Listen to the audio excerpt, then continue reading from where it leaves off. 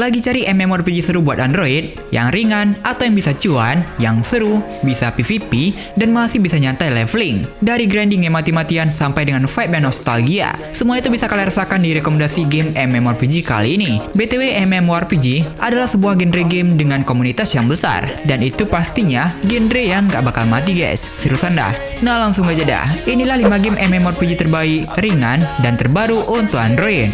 Penasaran dengan gamenya? Simak videonya.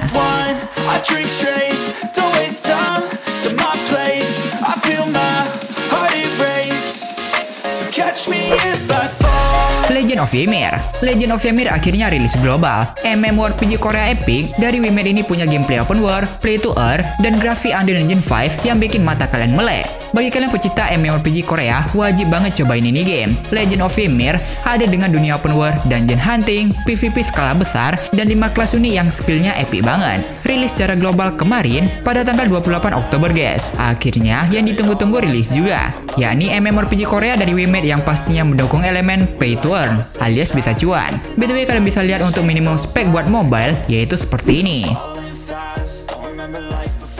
Menyediakan dunia open world untuk eksplorasi, PvE dengan memburu dungeon-dungeon, layaknya game MMORPG pada umumnya, plus dengan grafik yang udah mantep banget. Ya, sebab ini diimplementasi dengan grafik Unreal Engine 5, jadi udah wajib banget buat kalian cobain. Apalagi bagi kalian pecinta MMORPG kayak Necros gitu, dan MMORPG Korea lainnya. Jadi jelas grinding itu bakal mati-matian untuk nyari material guys. Memiliki 5 kelas berbeda, ada Berserker, yang dimana ya fighter dengan tipe petarung. Ada Counter Attack dan ini tipikal kelas jarak dekat. Lalu ada kelas Kal yang intinya ini tuh support atau healer, tapi damage-nya nggak main-main juga bisa dibilang. Healer ini tergolong penting. Darah, bahkan bisa ngidupin party yang mati, itu pasti berguna banget. Next ada Volva, yang dimana ini max, yang pastinya ini jarak jauh ya, dengan beragam elemen seperti petir, api, bahkan winter pastinya enak buat farming. Dan yang terakhir ya ini Warlord, dengan tipikal assassin, dengan skill dash gitu dan bisa ngeburst.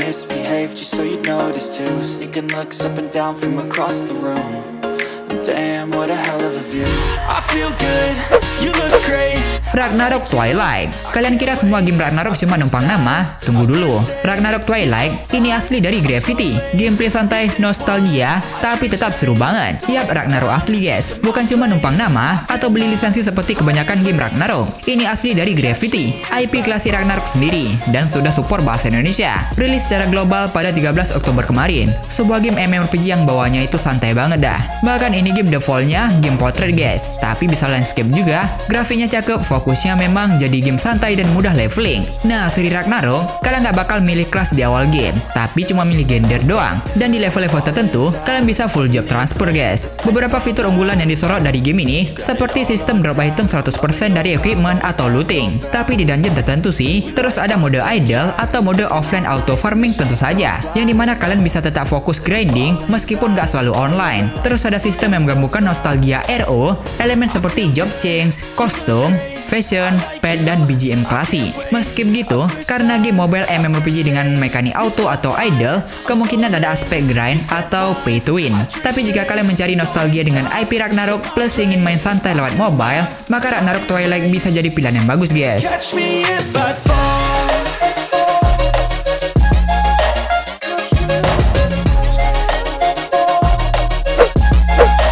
Astelia M. Game MMORPG Korea tapi ada konten PvP Battle Royale. Itulah salah satu fitur yang unik yang ditawarkan oleh Astelia M. Sebuah game MMORPG terbaru, tapi sayangnya baru rilis di Korea. Tapi nggak menutup kemungkinan bakal rilis di VA juga. Kan siapa tahu ntar, tiba-tiba ada di VA aja. BTW kebanyakan game MMORPG bagus tuh dari Korea seriusan. Salah satu contohnya game ini, memiliki grafik yang bagus, dan bisa dibilang kayak Rohan 2 dah ya, atau Lord 9 juga. Pada awal game kalian bisa milih dari 5 kelas yang secara default ada di game MMORPG kebanyakan. Ada Knight, Assassin, Archer, Scholar, dan juga Mage, dan dilengkapi dengan kostumisasi yang lumayan banyak. Meskipun mekaniknya klasik ala MMORPG, game ini tetap menghadirkan visual dan fitur modern, contohnya ada full auto. Dan untuk konten PvP juga ada tentu saja, seperti team based PvP, war lintas server, atau lintas negara juga ada, plus ada Battle Royale PvP dong, dengan sistem last man standing. Kostum juga ada, pet, dan itu ada tiernya tersendiri kayak legendary, rare, dan lain sebagainya.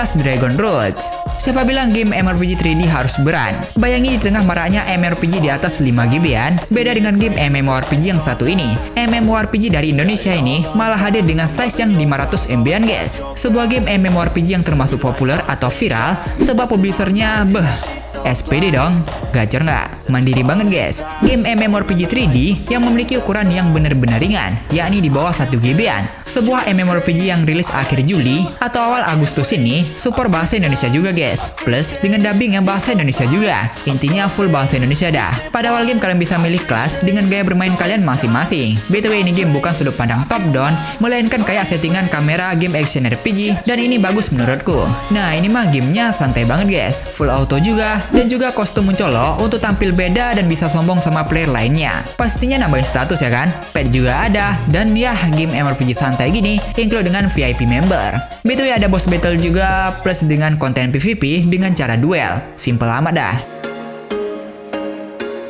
There was once a day that I would pray for you. I'd go and misbehave just so you'd notice too. Sneaking looks up and down from across the room. Sword of Fire and Ice. MMORPG dari VNG Games ini punya size yang bersahabat, full auto, plus PvP sampai 200 player coy. Gila nggak tuh? Yap, Sword of Fire and Ice, sebuah game yang udah rilis secara global, yang dimana bahkan support bahasa Indonesia juga. BTW ini game hadir akhir September kemarin ya, dan ya lumayan masih anget lah ya. Membawakan tema fantasy Norse dengan job awal kalian bisa pilih Berserker, Mage, dan juga Archer. BTW ini bukan game MMORPG yang wah-wah banget ya, dan bahwasannya memiliki size yang lumayan ringan untuk game MMORPG sekarang ini, di bawah 2 GB coy. Untuk grafiknya ini lumayan sih, dari segi environmentnya yang intinya nggak gelap-gelap dah. BTW untuk mapnya ini pun terpisah, yang dimana kalian bakal terbang-terbang gini dah.